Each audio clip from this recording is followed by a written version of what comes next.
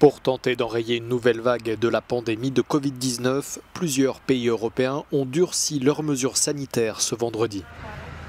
En Espagne, la région de Madrid a imposé des restrictions drastiques. Plus de 800 000 habitants ne peuvent plus se déplacer hors de leur quartier.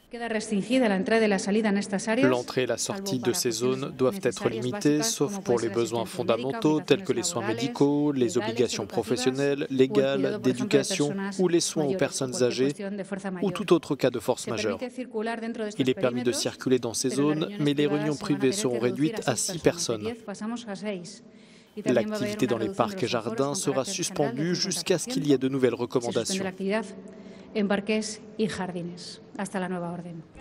En France, le nombre de morts liés au coronavirus serait en augmentation pour la première fois depuis la fin du confinement, avec 265 morts contre 129 la semaine précédente. Dans Paris et sa région, les réunions privées de plus de 10 personnes sont à éviter.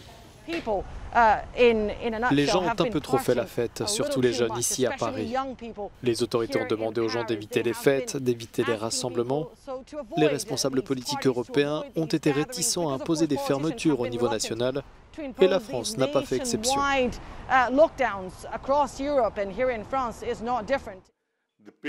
Au Portugal, le Premier ministre prévoit 1 millier de cas confirmés de coronavirus par jour, mais pour lui, le pays ne peut pas s'arrêter de tourner.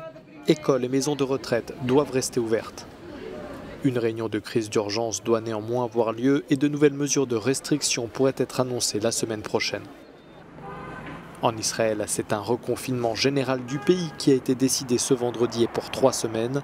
Cette mesure, qui va coïncider avec les fêtes juives, provoque le mécontentement d'une grande partie de la population.